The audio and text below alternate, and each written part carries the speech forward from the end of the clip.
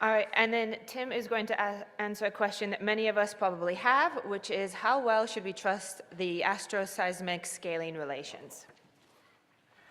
David just said not at all.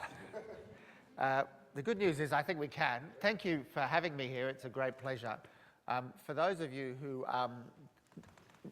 think you need to care about the astroseismic scaling relations if you work on exoplanets, this picture tells you exactly why. This is the famous radius valley that Dan Huber showed before, and this gap here is measured from astroseismic scaling relations. Those red dots were done that way. So what I'd like to do today is give you a bit of introduction to astroseismology. Those of you who already know can check your email and go to sleep. Let's start here. 1960s at Caltech, the oscillations in the sun were discovered right up on Mount Wilson. So these are Doppler shift images from photographic plates of small patch of the sun showing the famous 5-minute oscillations. So small patches of the sun are oscillating with periods of about 5 minutes. It took many years for people to realize these were actually standing waves. The entire sun was involved. In this case, these are standing waves with very high degree because they're small patches. So now if we ask why the sun is oscillating, it's convection. So the outer part of the sun is shaking the sun vigorously through a random process that excites all of these standing waves simultaneously. And we get modes with very high degree, which are the ones, okay, pointer's not going to, just keep holding, be patient. So the ones at the top right are the very high degree modes, and the ones at the bottom right are the low degree modes. So in the middle, we can see that all stars to the right-hand side of the diagram have convection in their outer layers, so all of these should show oscillations, and indeed they do. So let's skip forward now 20 years to the 1980s. From the South Pole, it became obvious, observing the sun now as a single star, that the sun is oscillating in low degree modes, and this is a Fourier transform that shows that. So every one of these peaks is a different mode of oscillation of the sun. This afternoon, Bill Chaplin's going to give us a whole talk on the sun as a star. My point now is to show you that you can immediately see two things from this. So one is the famous nu max, and nu max at the top there is basically the center of that envelope. So it's the peak of the oscillation power. And then delta nu is the spacing between adjacent modes. And those two things are the things that go into the famous astroseismic scaling relation. But if you zoom in on that, there's a lot more information. And so, for example, with the Birmingham Bison network, which Bill I'm sure will talk about, you can resolve individual modes with different L and N values. And if you really want to do a good job, you should model all of them. But the astroseismic relations ignore all that. All they do is take from this gap delta nu, the spacing between the mean modes. So just a very quick couple of plots to show you what N and L mean. N is the number of shells, the nodes of the standing wave. So if you play a musical instrument like a flute or a clarinet, you get modes of different overtones. And that's what N is. And L is the number of patches on the surface. So L equals 0 are the radial modes, and the higher L values are the non-radial modes, and so on.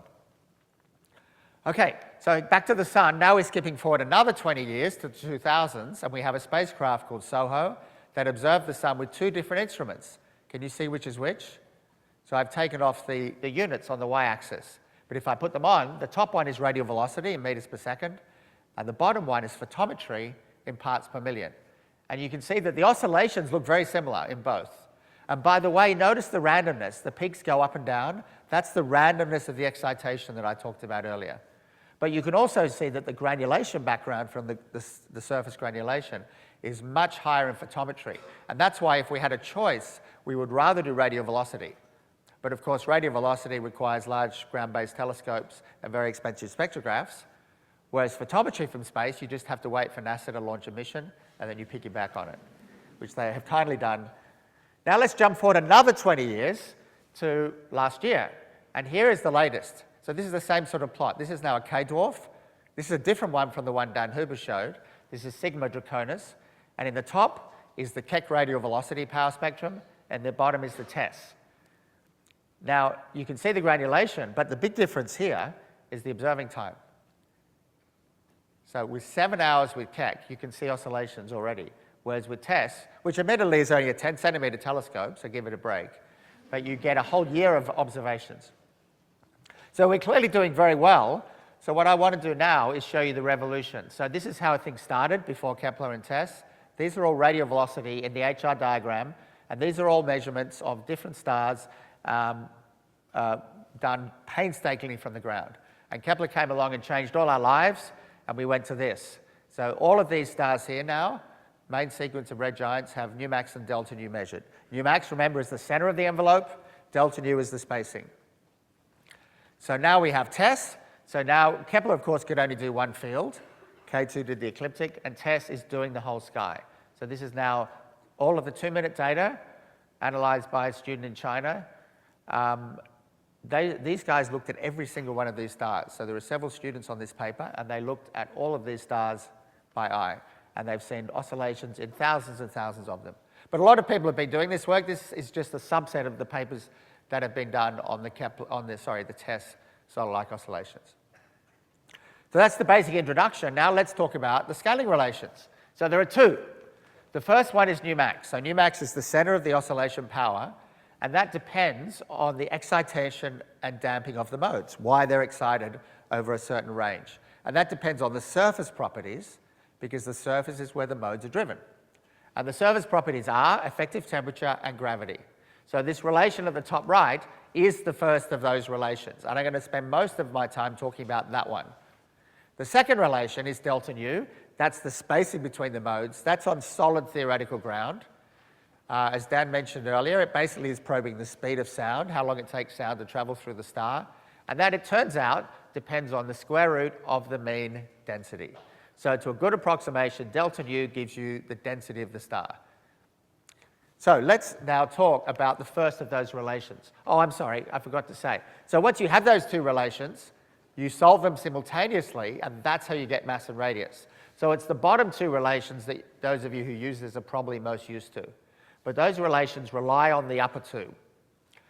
Now, those two relations give you mass and radius, assuming you also know the temperature. Now, the temperature is a whole other can of worms. Dan talked about it a bit. Jamie Taylor has some nice work on this. Lots of people try to measure temperatures. It's hard, but I'm not going to talk about that. I'm just going to talk about nu max and delta nu. By the way, you can see that nu max in mass is raised to the third power and delta nu to the fourth. So mass is less certain than radius. Radius we get to about 1%, and mass we get a few percent, maybe 5%. Okay, so just to show you a few Kepler stars, you can see how nu max changes as you go from the top to the bottom. You go from more dense stars at the top to less dense stars at the bottom. Both nu max and delta nu are changing together. How do we measure them? Well, measuring nu max basically involves fitting some sort of a Gaussian envelope to that peak. Normally we smooth it very heavily. There's more than one way to do that, and that's one of the issues that arises. So this is the nu max scaling relation I wrote down before. Where does it come from? Well, we have to go all the way back to Tim Brown in 1991, who had this beautiful paper observing Procyon, and he suggested the following, and it's a very clever idea. So on the right is the same pictures of the sun I showed you before, but I've added a blue line. And that blue line at 5,000 microhertz on the right is called the acoustic cutoff frequency. What does that mean? It's the frequency above which the standing waves no longer get reflected. So at the left, these are standing waves bouncing around inside your star, and they get total internal reflection at the surface. But if the frequency is too high, the wavelength is too short, they no longer happens.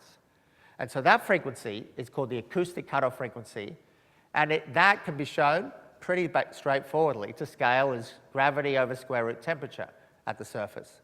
Tim Brown's idea was, what if in other stars, nu max is the same fraction of acoustic cutoff as it is in the sun? So in the sun, it's about 60%, right? The sun peaks at 3,000 microhertz. Acoustic cutoff frequency is about 5,000.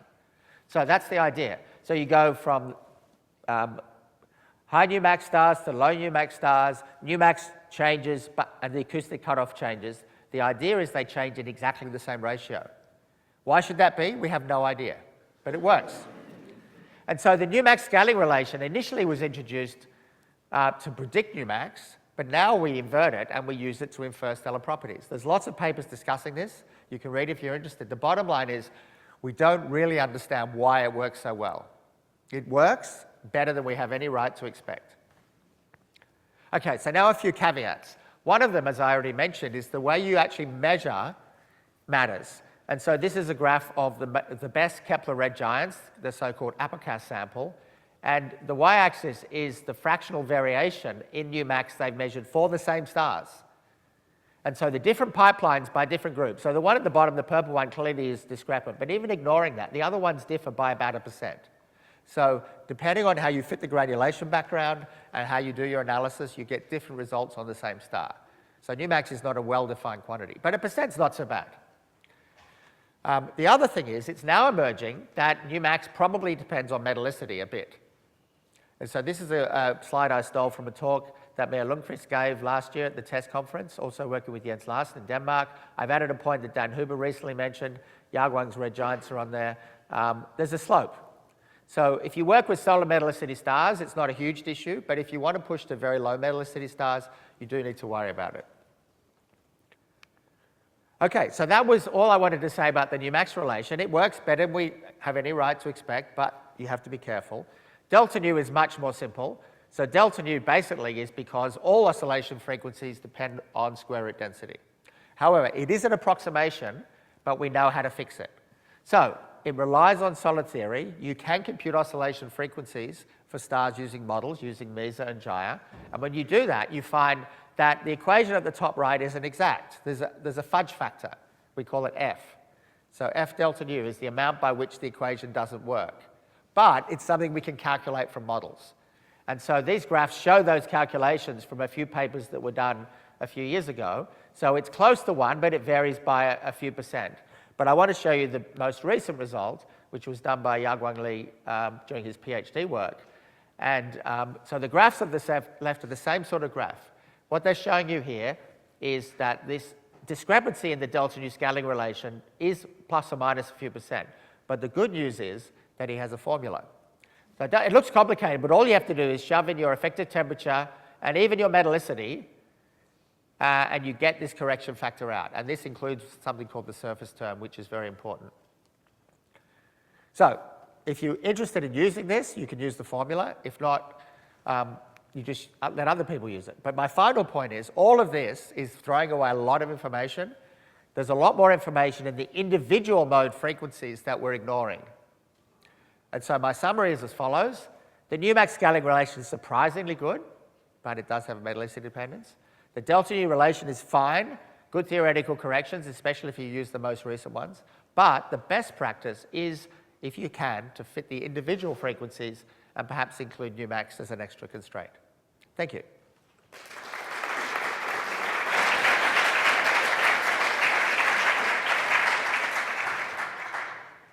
Questions for Tim?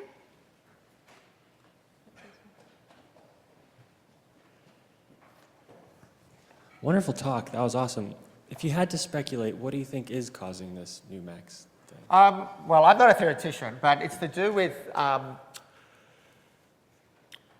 so the modes are excited and damped by the same process, which is called convection. And there are 3D simulations, which I didn't have time to talk about, which actually reproduce this. So it's not like it came out of nowhere. It is reasonable to assume that the oscillations peak. But why is it such a good fraction? And one of the mysteries, by the way, is that some of the stars have wider envelopes than others. So, for example, some of the K-dwarfs have quite wide envelopes. And so why should that be symmetrical about this point? So the short answer is we don't know, but the 3D simulations do also seem to back it up. We'll probably have time for one more question as the next speaker comes down and gets ready. We'll go ahead with it. You tend to roll everything up into an M over H. I was just wondering, that trend with nu-max, is there any trends with the alpha enrichment? We tend to ignore alpha. Yeah. And yet we have a lot of our exoplanet hosts that are like 3 times more CNO rich than FE rich. Anyway, just wonder if you're seeing any trends with alpha. I think it's too soon to say, but it's definitely a good point we should look. I mean, we really only have a few low metallicity stars. I'm trying to remember with the red giants if Yagwang looked at the alpha dependence. I'll have a look and get back to you in the coffee break. It's a good point, thanks.